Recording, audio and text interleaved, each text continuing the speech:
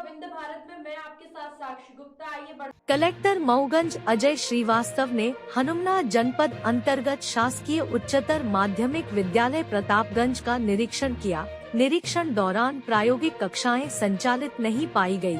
निरीक्षण दौरान पाया गया कि प्रायोगिक कार्य कराए ही नहीं जाते, जिसके कारण केमिस्ट्री के शिक्षक को तत्काल प्रभाव से निलंबित किए जाने के निर्देश दिए गए।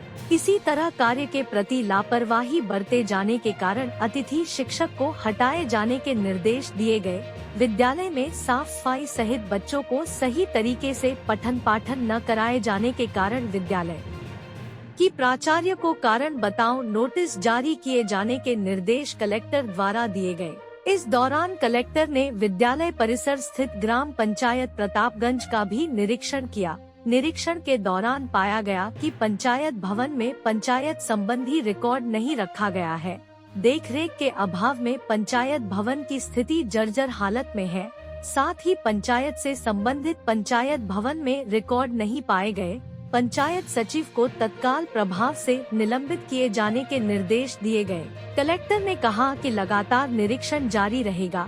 यदि किसी भी कर्मचारी द्वारा नियमानुसार कार्य नहीं किया जाता है और कार्य के प्रति लापरवाही बरती जाती है तो उस पर वैधानिक कार्यवाही की जाएगी।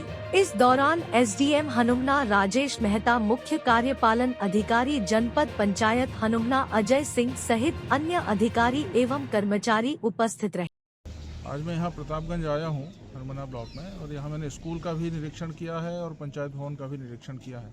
मध्याह्न भोजन भी देखा है, इनकी प्रयोगशालाएँ भी देखी हैं, क्लासरूम भी देखे हैं, प्रिंसिपल का रूम भी देखा है, स्टाफ रूम भी देखा है।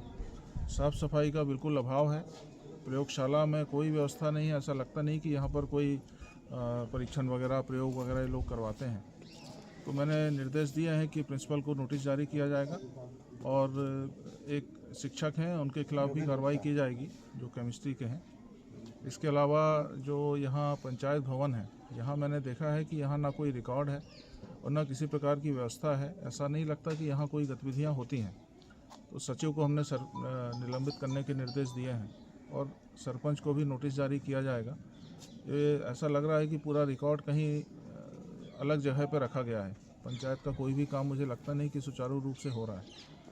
इसके अलावा पटवारी भी यहाँ पर थे जिनका आज B1 वाचन करना था राजस्व के महाअभियान में, तो उनके पास 3 हल्के का प्रभार है। उनको भी निर्देश दिया है कि B1 का वाचन अच्छे से करें, लोगों को बुला करके, और जो भी लंबित काम है उनकी सूची बनाएं और प्राथमिकता पे 1 माह के अंदर सारे जितने भी राजस्व संबंधी काम हैं, सीमांकन है, भौतिक नामांतरण है या नक्शा तरमीम होना, जो भी काम है उन सबको सर्वोच्च प्राथमिकता पे किया जाए।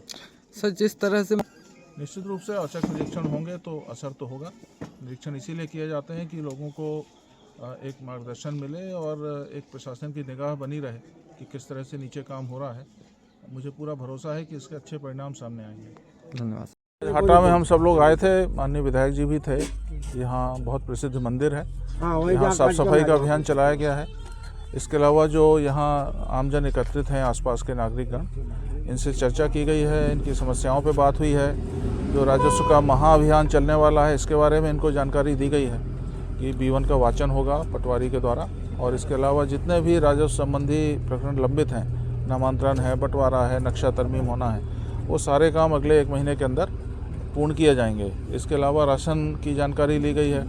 यहाँ 94% वितरण हुआ है, बहुत अच्छा उसमें काम हुआ है। इसके अलावा आवास पे चर्चा हुई है, साफ़ सफाई पे चर्चा हुई है, पेयजल पे चर्चा हुई है, स्कूल में मध्याह्न भोजन पे देखा गया है, और साथ में जो मतदाता सूची में नाम जोड़ने का काम चल रहा है उस पर भी चर्चा हुई है। आयुष्मान कार्ड बनाने पे चर्चा हुई है।